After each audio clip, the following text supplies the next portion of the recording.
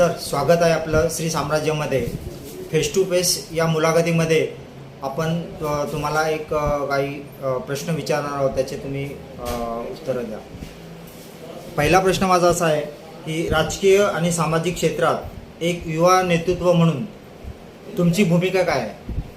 नमस्कार, मी विकास हेमराज सोमेश्वर, शिवसैनिक अंबरनाथ शहर. राजकीय आणि सामाजिक हे एक आपल्या समाजकारणमध्ये आपल्या समाजाचे काही प्रश्न असेल ते सोडवण्याचं काम एक लहानपणापासून मी माझा भाऊ सोबत आम्ही करत आहोत. ते समाजकारण असो किंवा राजकारण असो, मी राजकारण दृष्टिकोन कधी बघतच नाही. राजकारणामध्ये राहून समाजाचे प्रश्न लोकांना कसे आपल्याकडून फायदा होईल त्याच अनुषंगाने आजपर्यंत मी काम केलेलं आहे.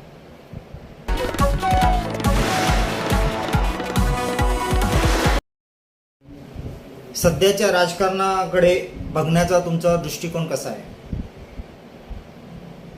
हिंदू हृदय सम्राट माननीय श्री बाळासाहेब ठाकरे यांच्या पावलावर पाऊल टाकून आज शिवसेना पुढे जात आहे.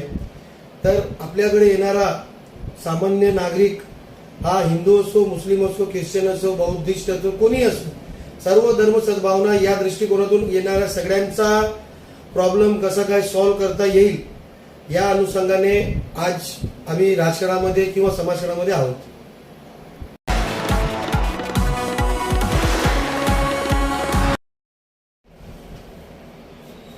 अखंड अन्नदान हा एक यज्ञ तुम्ही कोरोना काळापासून सुरू केला होता, त्याबद्दल थोडक्यात सांगा.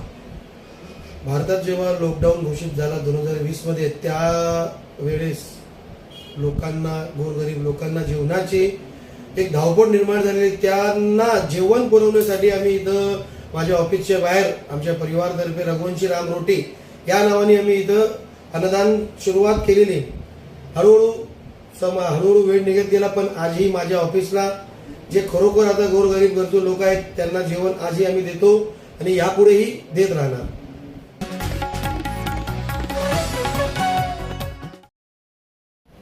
तुमची इच्छा आणि समाजाप्रती तुमची भावना काय आहे? असं लोकांसाठी आजपर्यंत आम्ही लढलोय. नगरपालिका असो, राशन ऑफिस असो, MSCB असो, वॉटर सप्लाय असो, एक सामान्य जनतेला जे ह्या लोक उडवाउडीचे उत्तर देतात, तर यांना यांचा न्याय मिळवून देण्यासाठी आजपर्यंत आम्ही दोघं भाऊ शिवसेना सोबत आम्ही लढत आहोत. आणि यापुढे जर पक्षाने आम्हाला एक चान्स दिला नगरसेवकासाठी, तर आम्ही नगरसेवक पद हा लढणारच आहोत.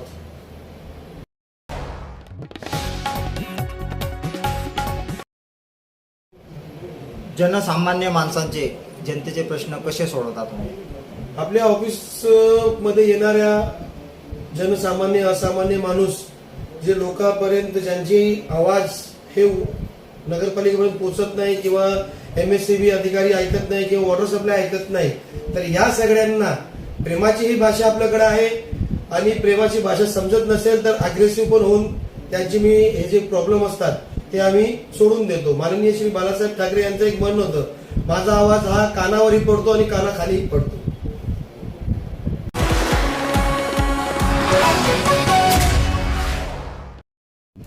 सर, काही एक रॅपिड फास्ट क्वेश्चन आहेत, त्याचे उत्तर तुम्हाला एका याच्यामध्ये द्यायचे. तर आपला आवडता राजकीय नेता? एकनाथ शिंदे, देवेंद्र फडणवीस, श्रीकांत शिंदे, उद्धव ठाकरे? श्रीकांत शिंदे. भविष्यात निवडणुकीमध्ये काय म्हणून लढणार? नगरसेवक, आमदार की खासदार? नगरसेवक. आपला आवडता खेळ? क्रिकेट, कबड्डी, खो खो? क्रिकेट.